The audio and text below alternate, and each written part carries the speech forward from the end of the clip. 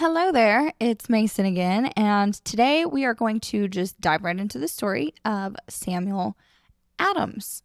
And once again, I just want these to be real quick, short, sweet, fast little biographies, and then at the end, I will tell you kind of what I was noticing about Samuel Adams. Because if you're like me, you've obviously heard of that particular beverage. I think it's a lager, maybe. And then again, if you're like me, then you know that it was named after someone from early America, but you didn't really know who and you didn't know much about him. But lately, I've just been kind of obsessed about reading about some of these like early American well-known characters, and I was reading about him the other night, Sam Adams, and I was like, okay, well, we'll just make some notes here and I will share this with you because I found him really, really interesting. So let's just get into it because let me just tell you, if there ever was someone in the American Revolution who was like the quote unquote master of whispers, newspapers, public outrage, things of that nature, it was definitely Sam Adams.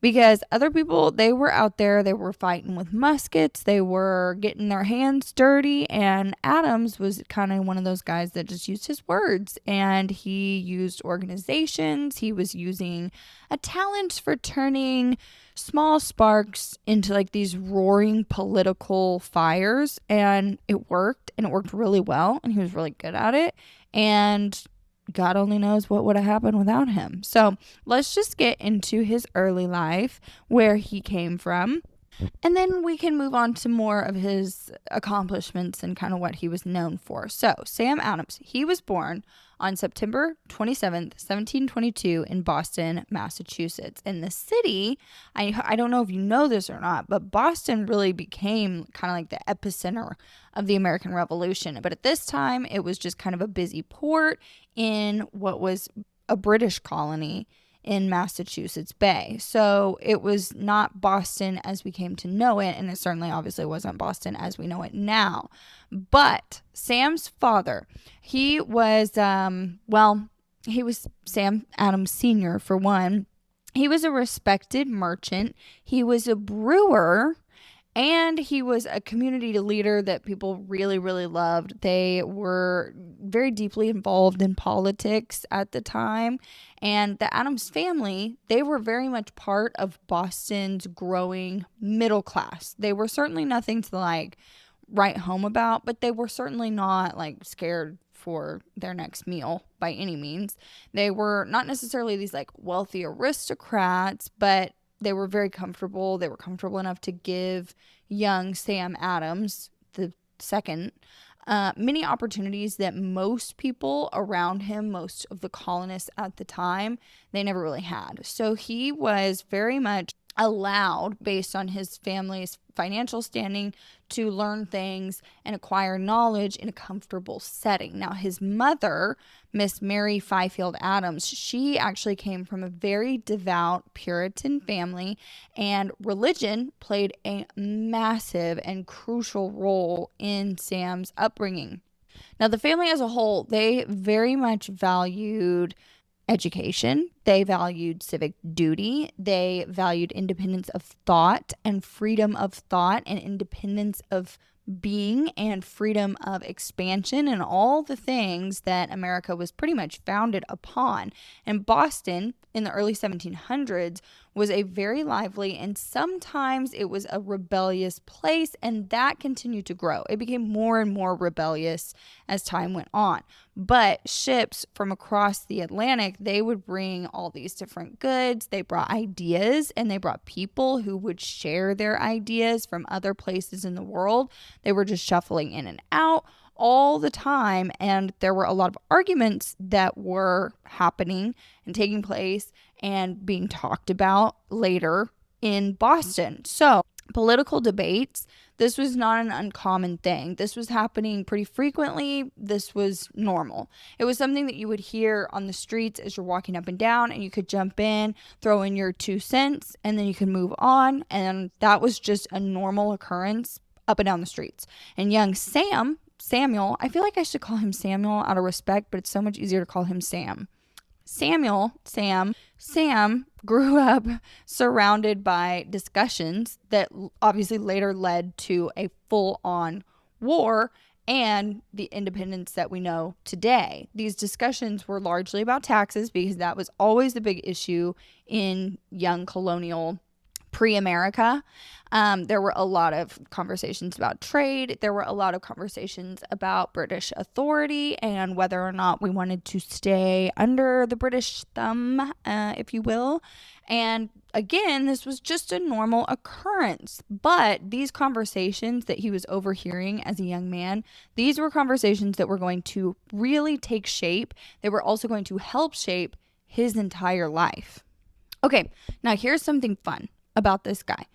Usually what I end up doing is like early life type stuff, and then there's like a phase of education and marriage and everything else that comes after, because a lot of people live in a very nice, linear, pretty similar way. You know, as you start to become a young man, you might get some education or you might just learn from life. But Sam, he actually attended Boston Latin School, and this was just before he enrolled at Harvard College. He enrolled at Harvard College at just 14 years old.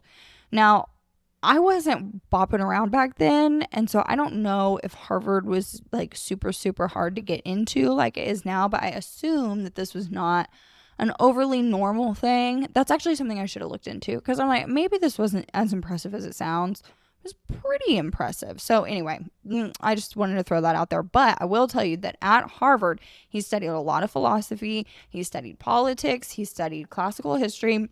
His master's thesis asked a very bold question for the time. It was a very big deal that this was kind of the thoughts running around his head, especially at such a young age. But the thesis was surrounded around whether or not it was lawful for citizens to resist rulers who threatened their liberty. Now, this was like the big question of the time in that particular place, because everybody was kind of thinking the same thing. They're like, is this cool? Like, you know, we're trying to be these moral colonists, but, you know, they're kind of encroaching on our freedoms a little bit. So is it unlawful? Is it wrong? Would it make us wrong to rebel from the powers that be if they are not letting us be free? I mean, like, it was this like tearing back and forth that people were dealing with on a day-to-day basis. And Sam, at a very young age, was like, let's just lean into that just a little bit, and let's really explore whether or not it makes you a bad person, whether it makes you a lawbreaker, or, you know, is it wrong to actually say, hey, we don't like this, we're going to do something about it, if it's wrong of them to be opposing us or oppressing. That's the word I'm looking for, oppressing. So anyway, I'm saying all this to say this was a very early hint of the ideas that defined Sam's life and that were defining the nation that was just getting started. We were just getting our foot in the door here, and he was really on board, and he was thinking these hard things just like every other person was. And he was doing it in a formal setting, and he was also doing it with a lot of political connections just because of his family. So I will tell you, after graduating, Adams, he went through a pretty decent phase of struggle when it came to finding a career that suited him. And this I find really, really interesting, because I always love, we'll get to this later. Anyway, his father tried to set him up in business. I'm just going to try to stick to the story, and then we can get into like my own personal thoughts. But anyway, his father tried to help him out, set him up in business. Like I said, they made a decent amount of money. His dad could help him out a little bit. And he just was a bad merchant. Like, it just wasn't for him. He just didn't go for it. It wasn't feeling comfortable. It wasn't feeling exciting. He was kind of just honestly, like, he just wasn't good at it. And so he briefly decided he was going to work as a tax collector, but this again did not work out so well, because he very, very quickly developed a reputation for being very disorganized and very kind of scatterbrained, and he was very, very reluctant to collect money from people who were struggling. He just wasn't good at that. He didn't have a great reputation for being like a hardened tax collector, like, you know, you owe us money, I don't care if you don't have it. So these particular roles were just roles that were not working for him, and it was not going well, and financial success in and of itself was just something that never really interested him. He didn't really care that much. He was certainly not the type of person that was like, I'm going to get in a business, I'm going to grow this business, and I'm going to be wealthy. That was just not how his brain worked, and that was not what entertained him, and he was really bad at it. He didn't have that money making mind that he needed if he was going to be an overly successful businessman, like I'm sure his father really wanted him to be. What interested him more than anything was politics. He really liked that world. He liked the discussions. He liked working problems out, social problems, and political problems. He liked having those debates, and he was far more comfortable writing essays and debating policy itself than he was balancing books and collecting money from people who didn't have it. That just didn't suit him. And so he just kind of didn't care for it, didn't go for it, wasn't into it, wasn't going to do it, and was just leaning more towards a political life. And I will tell you, as time marches on, Adams ends up marrying a woman named Elizabeth Checkley in 1749. Now, the couple did have several children, but it grieves me to tell you that tragedy struck their house repeatedly over and over, and only 2 of their children actually survived into adulthood. And unfortunately, God, this is so hard, but Elizabeth did end up passing away in 1957. And so it was a real bad run there for Sam for a minute. He did end up marrying someone 2 years later named Elizabeth Wells. And this was really good because Elizabeth kind of came in and she really helped him to stabilize his household. She was really helping him run his life better because he was this scatterbrained guy. And this was good, and it was really good timing because he was also becoming increasingly more absorbed in politics and public life and social events and social well-being, and he was out there debating. And so he really, honestly, he needed Miss Elizabeth Wells really, really bad. But it is kind of funny that he married 2 Elizabeths. I think that's funny. I will tell you, my grandpa has had a few wives, and 2 of them have been Beverlys. So it just happens. It's very funny. But I digress. Back to the story. So by the 1760s, tensions between the colonies and between Britain obviously is heating up. We're getting ever so close to like the real full-on eruption of the American Revolution. Things are just hot. It's a tense time. And at this time, words and what you say, especially publicly, could be really dangerous, especially in Boston, because Boston, like I said, was the epicenter of a lot of revolutionary thought and ideas. And as a result, Britain was sending in more and more people to kind of keep an eye on things, and it was getting heated. Now, Britain had also begun imposing new taxes to pay for the cost of the empire, and this led to the very controversial and largely highly rejected and disdained Stamp Act. Now, Sam Adams, he ended up in this time when it was like real hot. Everybody's real hot and scared a little bit of what to say, and there's a lot of division. Sam Adams ends up becoming one of the loudest and, dare I even say, the most persuasive critic of these new policies, and he wasn't afraid to say it. He had no trouble being like, this is ass, we're not doing this, I don't like it, this isn't fair. This is not cool. And then he would say it, and everybody else would be like, well, I was kind of thinking that, but I don't speak so eloquently.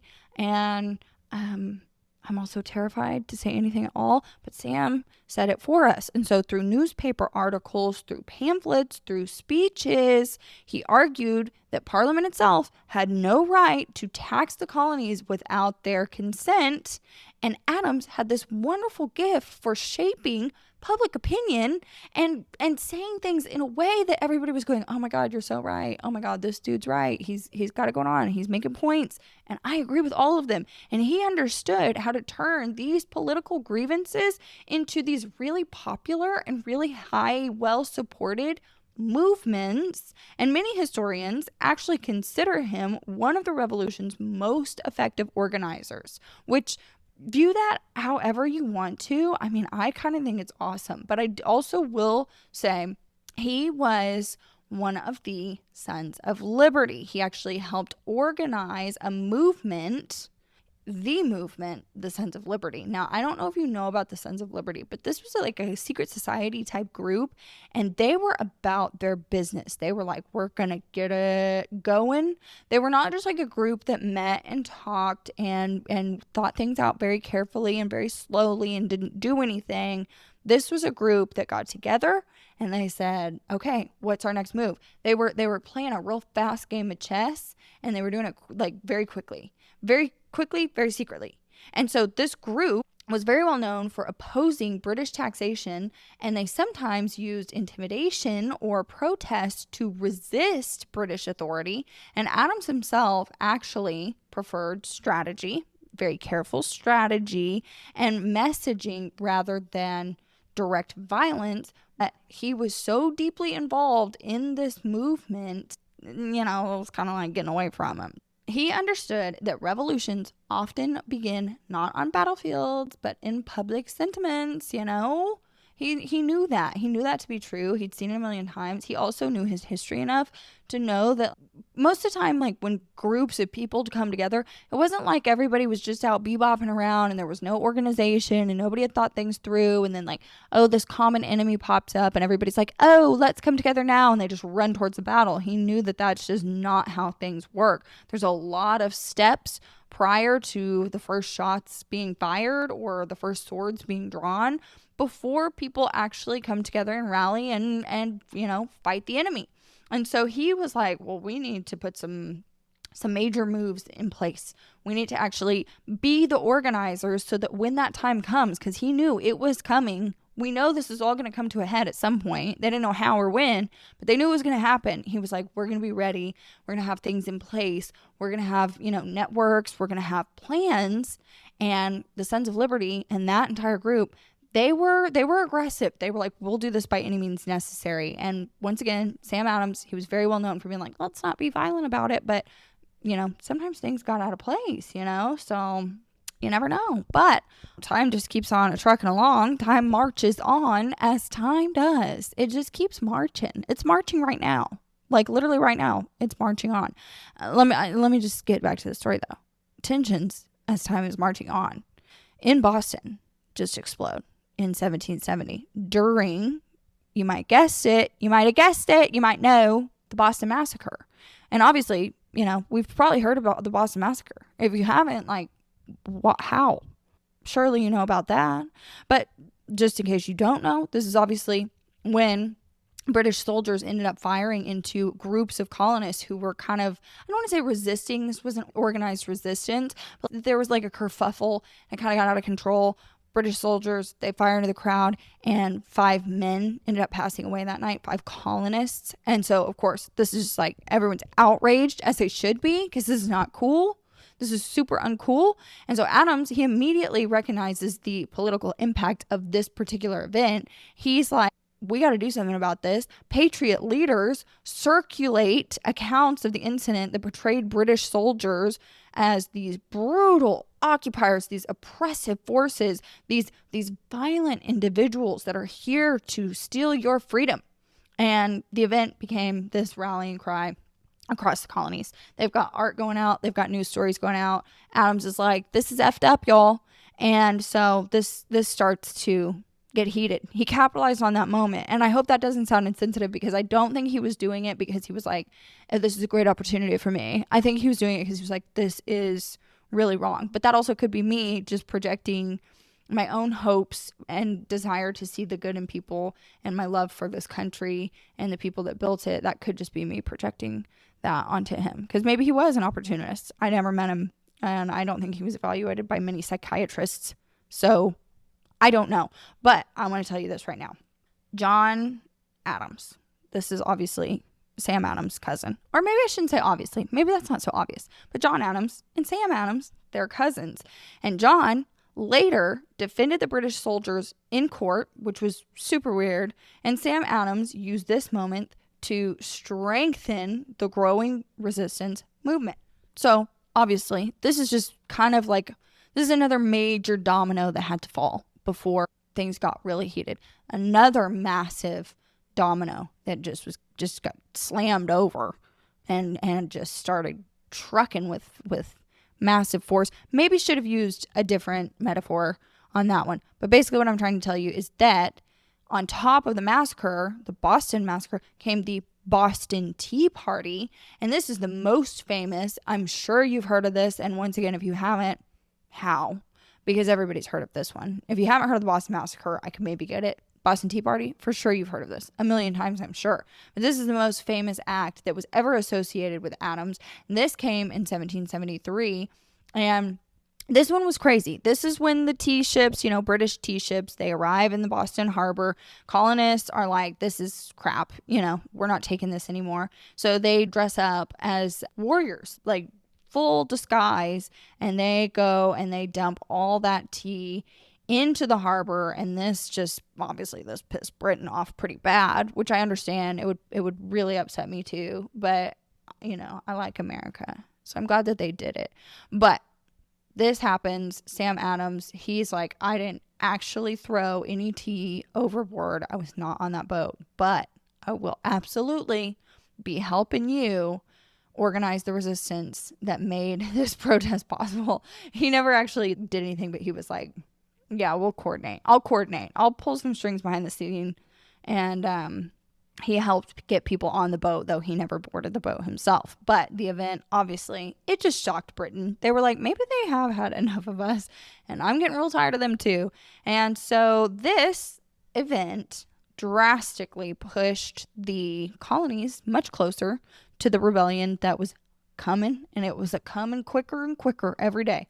So as independence escalates, Adams becomes this key leader who is obviously pushing for it. He wants independence. He wants this to come to a head. He's like, this is ridiculous. It's outrageous that we would have to pay taxes to people that really, we don't know them. We're free. We're free people in a free place that we came to for freedom, and we're still somehow being oppressed.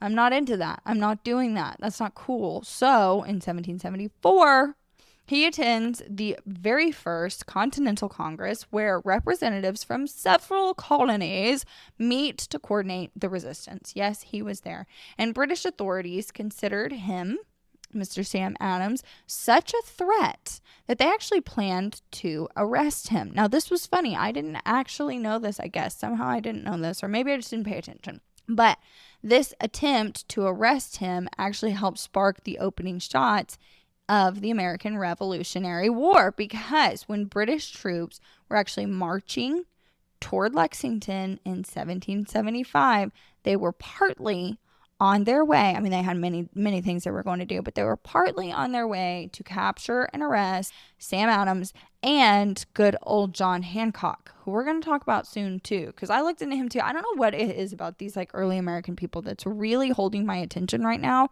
but we're just going to keep going with it. But anyway, I'm saying all that to say, they're literally we're going to stomp out this rebellion. Oh, and get Sam and John. That was the British mission, which obviously we know that Lexington and Concord turned into the shot heard around the world and the very start of the revolution. So of course they didn't actually get him. Thank goodness. The colonial militia actually intercepted the entire force instead, which is awesome and super cool. And I even love the artwork from that day. I mean, that was just a great, powerful day. But if it hadn't gone that way, Sam might have been captured. Now, obviously, that starts the entire revolution. There are so many details of that revolution, and it's very easy to get swept up in it. And I'm actually going to try to refrain, because Sam had a very prominent position before, during, and after, and he was doing everything he could to enable freedom and to push for freedom. And so without getting too swept up in the particulars of the war and all the things that happened that didn't pertain to Sam Adams, I'm going to try to stay on task. And let's just skip to after independence. And this is where Adams would actually spend a great deal of time continuing to serve this brand new baby nation that he helped to build. Obviously, he was a signer on the Declaration of Independence, he signed the Declaration of Independence. And thank goodness he did, because he also helped shape the government of Massachusetts greatly. Like, he was like, we're going to clean up this town, and, you know, we're going to make it work, you know. We're going to get Massachusetts like a real solid, structured governmental plan in place, and I'm going to help. And he ended up serving as lieutenant governor, and then he eventually became the governor of Massachusetts in 1793, and this is a role that he held until 97. But then he actually decided to kind of chill out a little bit. He was an elder statesman of the Revolution. He was widely respected, but he no longer held such that radical, so much fervor and gusto and gumption. He just was like, you know, I'm slowing down. I'm an older guy now. I've done my part. You know, I've served my term, both formally and informally. And so he still did what he could, but he was like chilling out. Maybe he was like a grandpa and wanted to spend time with his grandkids or something. You know, he just wasn't quite as radical. There wasn't really that much to be so radical about. I mean, he'd debated and argued and fought, and he put in some time. So it was just like, okay, maybe I'm good now. Okay, I forgot where I'm at. Now, I'm going to edit this out, like the phone call that I just took, but I also have to tell you that I've kind of lost my place and I don't know where I'm at. My dad just called, and so I'm trying to like remember what point it was that I was trying to make. I think I was basically saying that Sam was chill now. He was a chill guy. He was helpful but chill. Is that right? I hope so. I hope I didn't leave anything out. I'll make a note if I did, but I don't think I did. Let's just move onward, because on October 2nd, 1803, Mr. Samuel Adams did pass away at the age of 81. And he was buried at the Granary Burying Ground, which was basically just right around the way, like maybe like a tree walk. I don't know. I haven't been there, but it was not far from many of the other leaders of the American Revolution. He was kind of a badass. He deserved to be buried near badasses, and he lived a good long life. Now, here's one thing that I have thought about. This is just random, but I have really been thinking about some of these people that lived to be really old, because, you know, the life expectancy was really young, but there were a lot of people who did live to be quite old. They had like totally organic food, you guys, like completely organic food. And really it was just like violence and disease that made that lifespan go down so drastically. But there were a lot of old people, like a lot. And I think it was just like organic, maybe. But anyway, that was just a complete departure from what I'm trying to say. What I'm trying to say is that by the time he did pass away, the United States had existed as an independent nation for nearly 3 decades, which was like obviously super young, because we're a couple hundred years old now, but it was like going. It had survived quite a few early tests, like weird things that happen, little things that happen, trying to really find legs, trying to take what they all wrote down on paper and actually making it a thing and like making it functional, which was not easy to do. There were a lot of hiccups and kinks and little bumps in the road on the way towards that, but it was going, you know. We were cooking with peanut oil now, and thank God. Now, the protests, the political organizations, the help that Sam Adams really inspired, all of this had grown into a new country. It was now a country that was like kind of learning how to walk. It was standing on its own 2 legs, and you know, Sam had a huge part to do about that. Now, let me just tell you, too, that more than a century later, the Adams name would become very, very famous in an entirely different way. And yes, you know, you have probably tasted the fresh new flavor of the Sam Adams name, because in 1984, Boston entrepreneur Jim Koch, or Koch, I think, Koch. What do you think that's? How do you think that is said? I don't know him, but he founded the Boston Beer Company, and he launched a beer called Samuel Adams. Now, Koch chose this name to honor the Revolutionary patriot and also to highlight Boston's brewing heritage, which if you go back to the beginning, this was also something that was deeply ingrained in Sam Adams' personal life, because his father had been a colonial brewer in America. He was like one of the early American brewers. And so it made total sense. Now, this beer, which is often called the Sam Adams, I still think it's a lager. I need to look that up. And this actually ended up becoming one of the most successful craft beer brands in all of the United States. And it helped ignite the American craft beer movement. Now, I know that might not be quite as noble as the fight for independence, but my God, you slap Sam Adams' name on it, something's happening. There's going to be some change in the world. Let me tell you right there. So today, Sam Adams is remembered as the man that we just spoke about, but he's also got his name plastered on beer bottles or cans. He's got those little tap handles all over the damn world or maybe over the country. I don't know if it's very popular outside the U.S., but it's pretty cool. It's linking this modern brewery to one of the most influential political organizers of the American Revolution. It's a good idea. It works. You feel patriotic when you're drinking it. How could you not? God bless America. Come on, Sam Adams. I mean, this man, he's got a lot going on. I'm telling you, if you want something to be successful, you should probably name it after Sam Adams. I mean, really, you should consider slapping Sam Adams' name on something, because it's gonna spark a whole new movement for freedom, independence, and craft beer, which is awesome.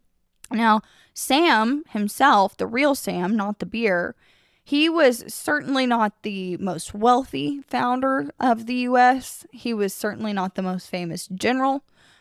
He was not even the most celebrated president. I mean, he was just kind of this guy. But that being said, he was so important, like just as important as all these decorated war heroes and these like great political minds. Like, I can't believe he hasn't been popularized more than he is. I mean, I feel like maybe I did learn about him when I was growing up, but I don't remember there being like a specific check out this cool guy Sam Adams portion of my history book. I don't remember that at all.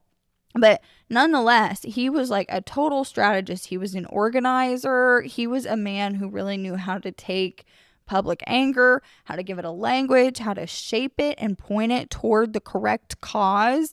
And in many ways, the American Revolution, I mean, this whole thing, obviously, it did not begin on a battlefield. It started in these meeting halls, in the streets of Boston and other colonies that were already established at the time. It was started in newspapers. I mean, it was literally in the minds and the hearts and the mouths and the households and the living rooms of everyday colonists. And Sam Adams was the one that was there to help quietly build, or maybe not so quietly at times, he was there to help build that movement, and that movement changed the world.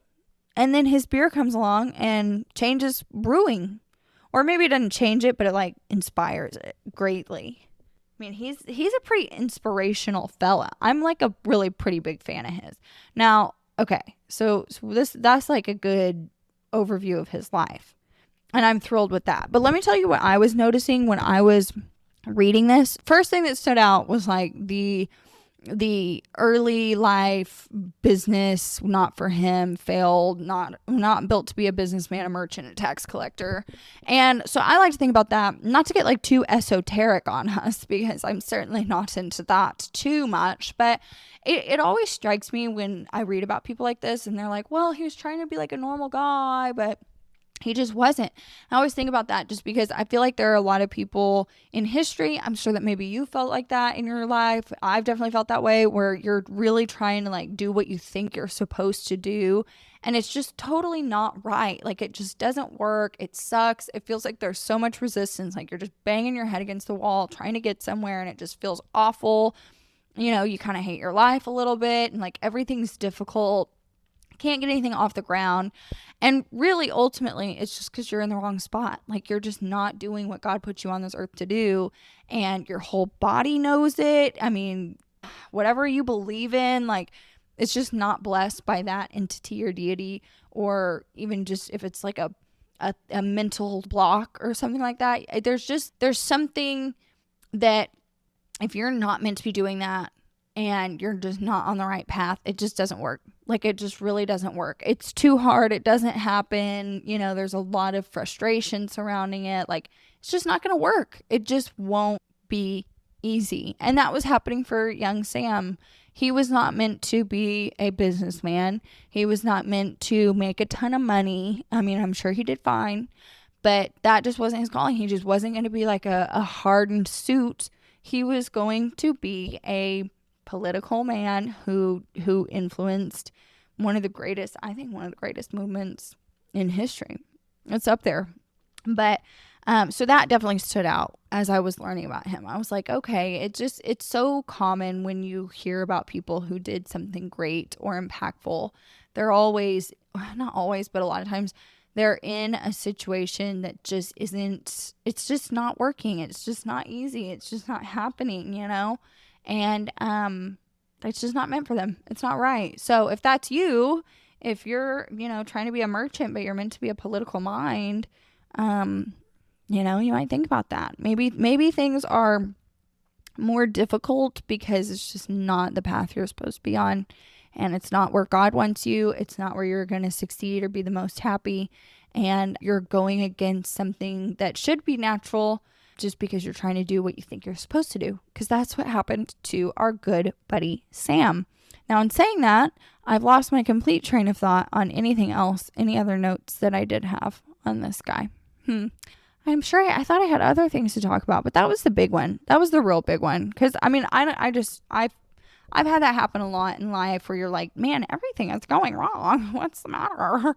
And you're like, well, you're living like an asshole, So stop doing that and you'll be fine. You'll be totally fine.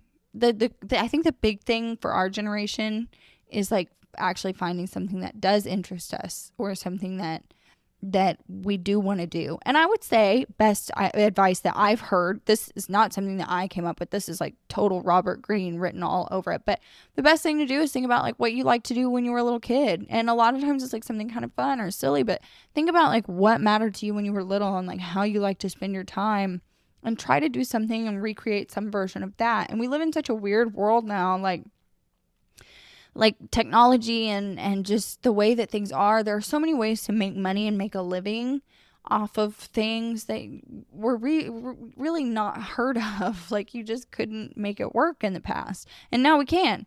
So think about what really gets you going, what gets you fired up, and what feels right to you, and try to figure out how to make money off of that so that you can like go and live a fun life that is meaningful and makes sense and that makes you happy. And I don't think that happiness should be the goal. I really don't. Like, I want to clarify that. I think happiness is like a fleeting feeling, much like every other feeling that humans feel. They come and they go. You're not going to feel one way all the time. That's foolish. But something that like makes you satisfied with your life. And when you're out there trying to be a merchant and you were not meant to be a merchant, you're going to have to rethink. You're going to have to rethink that. You weren't meant to be a merchant. You were meant to be signing the Declaration. That's what you're meant to do. So figure out how to make money off of signing the Declaration. I hope any of this is even making sense. I really hope so. Because the point that I'm really making is like, if you're out of alignment, your life's going to be ass, and not in a good way. All right. I appreciate you so much. I hope that this was like quick to the point, and I hope you got something out of this. And if you did, please watch for more, because I have many other ideas. We should just talk about John Hancock next. I think he's worth a conversation. So I'll be back with that. Maybe later this week, maybe next week. I don't know. I've got a busy week coming up. We'll see. But thanks for being here. Appreciate your time. Bye.